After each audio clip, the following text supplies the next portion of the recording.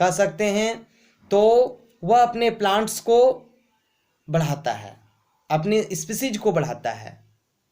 उसके बाद की बात करें तो कुछ ऐसे प्लांट्स हैं जो कि सीड से उसकी जर्मिनेशन होती है। किससे होती है जी? सीड से। तो सीड से जर्मिनेशन जो होती है उसमें कुछ ऐसे हार्मोन्स हैं जो कि रिस्पॉन्सिबल होते हैं। अभी हमने बोला था कि प्लांट्स में 3 टाइप्स के हार्मोन जो है उसकी अलग अलग फंक्शन होती है, और अलग अलग फंक्शंस यहाँ सीड में भी काम करते हैं। तो सीड के ग्रोइंग में कुछ ऐसे एंजाइम हैं, कुछ ऐसे एबायोटिक फैक्टर्स हैं जो कि रहना बहुत अति आवश्यक है। यदि वो एबायोटिक फैक्टर्स या बायोटिक फैक्टर्स उपलब्ध नहीं होंगे तो सीड की जर्मिनेशन नहीं होगी। तो सबसे पहले हम ये जानेंगे कि सीड की जो वृद्धि होती है उसके लिए एबायोटिक फैक्टर्स क्या हैं। एबायोटिक मतलब होता है नॉन लिविंग थिंग्स। क्या होता है जी? Non living things. वो नॉन लिविंग थिंग्स क्या है? जैसे सनलाइट है, एयर है, वाटर है, this is abiotic factors. All abiotic factors essential for seed growing. यानी सीड की वृद्धि के लिए एबायोटिक फैक्टर्स उपलब्ध होना जरूरी है। तो यहां हम ये देखें कि सीड जब तैयार हो जाते हैं, यानी फ्रूट्स में उसकी डेवलपमेंट हो जाती है, जब फ्रूट्स रिपाइन हो जाते हैं यानी पक जाते हैं, तो सीड की डिस्पर्सल होता है, यानी सीड वहां से वितरित होते हैं। तो उसके लिए भी कुछ एजेंट होना चाहिए। आपकी किताब में देखिए लिखा हुआ होगा सीड डिस्पर्सल बाय एजेंट। तो एजेंट उसके लिए एनिमल्स भी हो सकते हैं और विंड भी हो सकते हैं। यदि हम विंड की बात करें तो हवा के माध्यम से वह सीड क्या होता है कि डिस्पर्सल हो जाता है, यानी फ्रूट्स ब्रेक हो जाता है। ब्रेक होने के बाद जब तेज हवाएं चलती है तो उस हवा के माध्यम से सीड वहां बिखर जाते हैं। और बिखर के कहाँ जाता है जी? तो पृथ्वी पर। हम जानते हैं कि पृथ्वी पर सबसे पहले वाटर तो उपलब्धि होता है।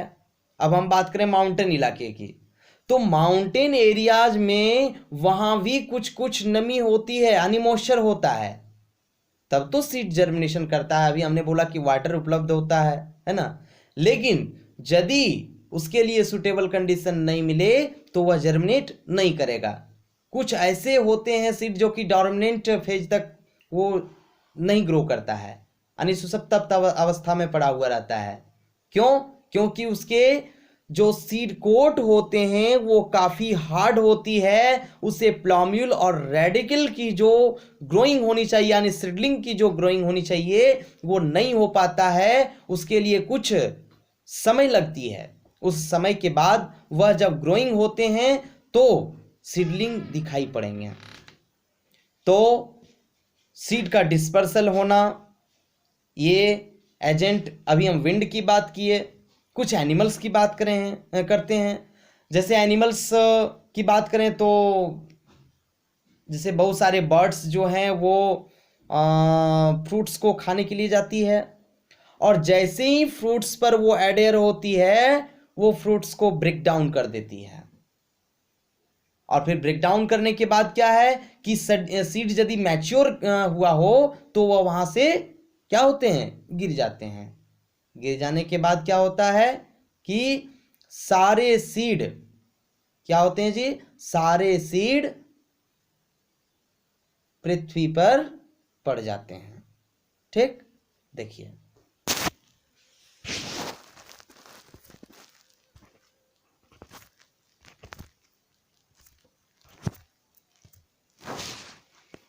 तो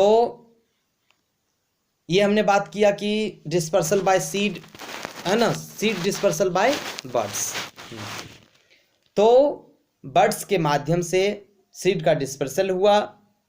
डिस्पर्सल होने के उपरांत वह पृथ्वी पर बिखर गई सारी सीड। सुटेबल कंडीशन जब मिलती है तो वह जर्मिनेट करता है। यानी क्या होता है जी? जर्मिनेशन मतलब अंकुरन, यानी अंकुरित होता है।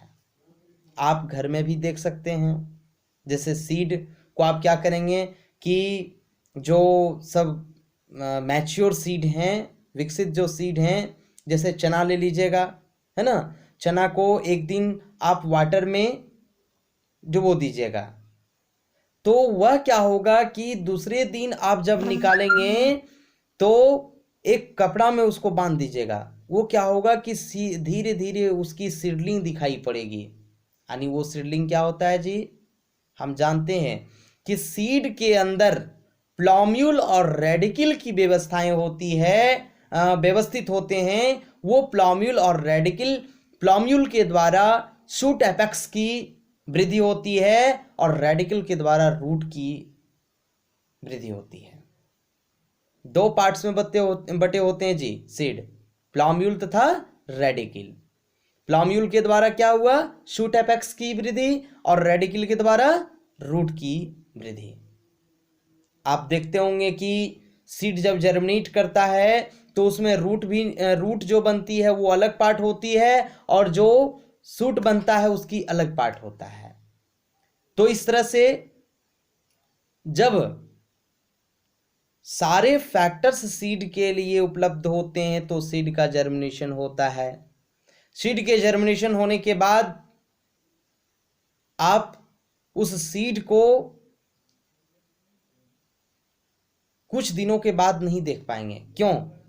क्योंकि सीड की जो कवरिंग